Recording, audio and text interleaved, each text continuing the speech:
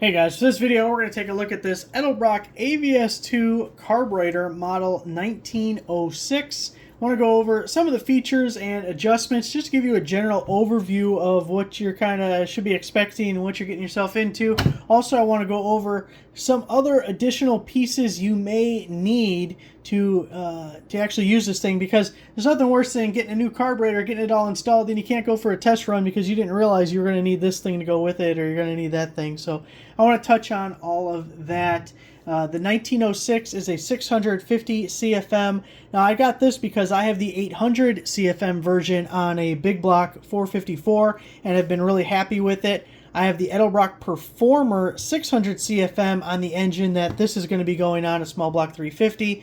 So I think this one is reasonable for either a small block or a big block, but have high hopes. It looks like a lot of people use these on small blocks and the 800 CFM on the big blocks. But anyway, we'll go through some of that. Now, the instruction manual it comes with is really good. It's really detailed. It tells you exactly how to get it all set up. And really, right out of the box, you should be able to run just fine. Everything is kind of just fine-tuning and getting the most out of the carburetor for your engine. But you should pretty much be able to bolt this up and go. But this chart here is also really helpful. It shows you all the different model numbers, the CFM, and the different jets that come with it, and your step-up springs if down the road you're going to be changing those out or anything. So make sure you take a look at that thing and read through it, and hopefully this video will help you understand a little bit of what you're reading when you get to it. Now, in addition to the carburetor itself, you're going to get this little bag, and you have your air cleaner gasket, you have your carb gasket at the intake, we have our wires for the electric choke, we have our plug that's for the brake booster in the back if you're not using that. We have a threaded rod for our air cleaner. We have a vacuum tee. And then this nut is in here, but I'm assuming this was supposed to be in the bag too, but it was just laying in the bottom of the box. And this is the stud for your throttle. So as we look at this, the AVS2 and the Performer, they're the same basic concept. The body of it, the linkages and everything are the same. The AVS2 is marketed as a performance carburetor, where the Performer is more of an economy carburetor. And if you're looking at them, right away you can tell the difference is the Performer does not have the butterfly on the back. It only has the front one here. So if you were just out somewhere and looking at them, that would be the dead giveaway instantly of what you're looking at if like the sticker or plate or something wasn't on here anymore. So we'll do a little bit of a tour. Here you'll hook up your vacuum advance. This is full vacuum all the time. This is your timed vacuum advance over here. If you have emissions stuff on your engine, you may use the vacuum advance over here. This is the only one that I have ever used. So that's where our vacuum advance from the distributor is going to go. There is a vacuum plug in the bag, so we'll be plugging that one, at least I will be. This will go to our PCV valve that is in the valve cover.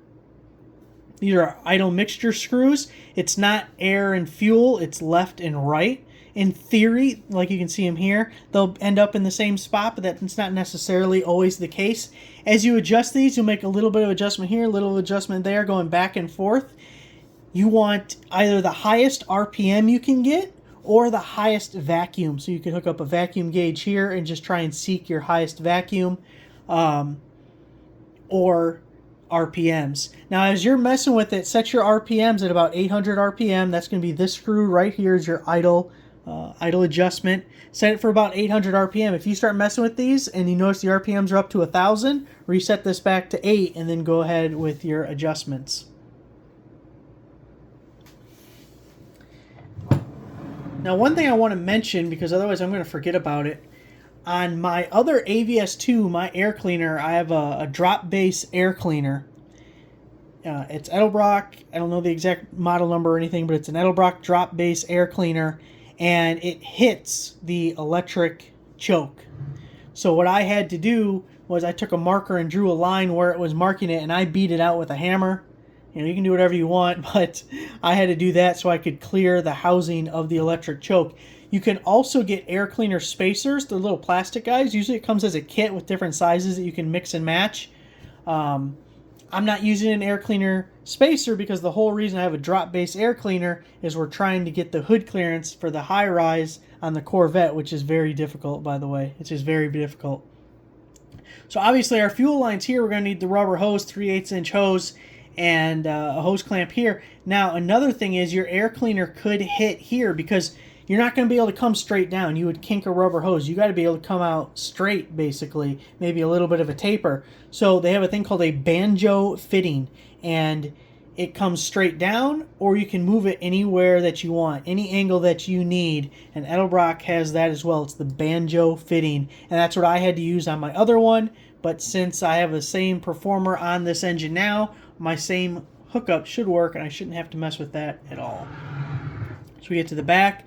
That's for our brake booster. You'll either be plugging that or using it for your brake booster. Some people use it off the manifold and end up plugging that. So we get over to this side. We already talked about the idle mixture screw. You'll be hooking up your throttle here with this guy like so, and the nut on the back side.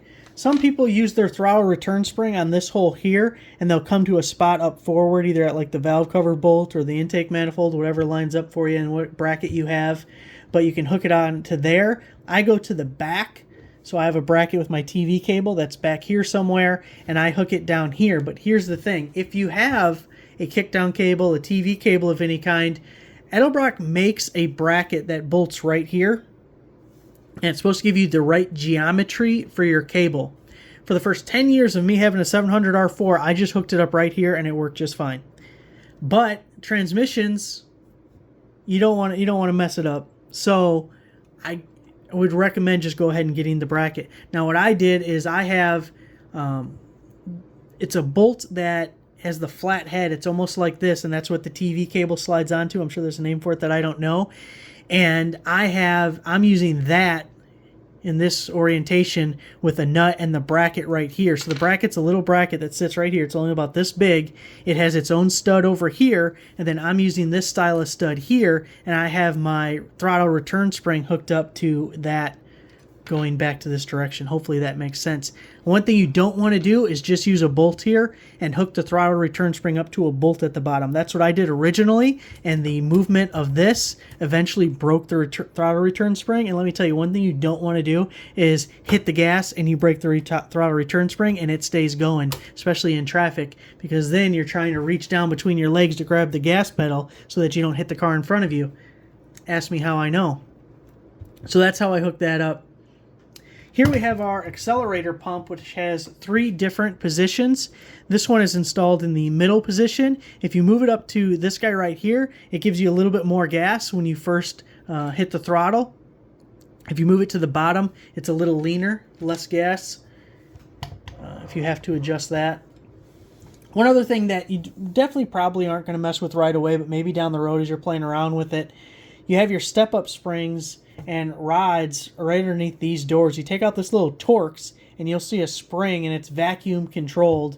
The vacuum holds the spring down, compressing it. When you hit the gas, you lose vacuum, and that allows the spring to come up, which pushes the rod, which allows fuel. And anyways, that's why you'll know the springs are all color-coded. Here you see it says orange and yellow. Those are the different springs that are originally installed. And you can get a kit, and it tells you, okay, if you want this, you put in this spring with this rod.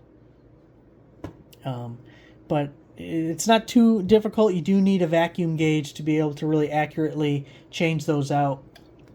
And then this is also adjustable. The butterfly back here, you can loosen this guy, and you can rotate it a little bit to make it more tension or less tension on the spring. I've never played with that. I don't know how to, don't know anything about it, because the Performer doesn't have it at all. Okay, I feel pretty good about going over, hooking up the electric choke.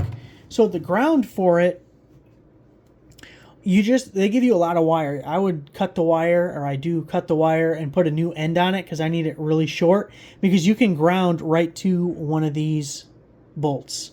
So whichever one is most convenient. If you want super short, or if you want to loop a little over to this one, whatever you want to do, that's all the ground needs. For power, we just need 12 volts. I like just to go to the accessory port off of the fuse panel, fuse box. Some people will go to the ignition, like off an HEI. I've heard technically you're not supposed to do that. I did at one point for a long time, and again, didn't have any problems, but don't do that probably. Go to the accessory port on your fuse panel. And then to adjust this, you would loosen all three. There's another one hiding down here. And rotating this changes the tension of the spring in there, and that adjusts the electric choke. Luckily, on both of my Edelbrocks I have now, on the small block and the 454, I've never adjusted it. It just bolted it on. It's worked. If it ain't broke, don't mess with it. So I've left it alone. But the 650 CFM, have high hopes for it. Hopefully that was helpful. Thanks for watching.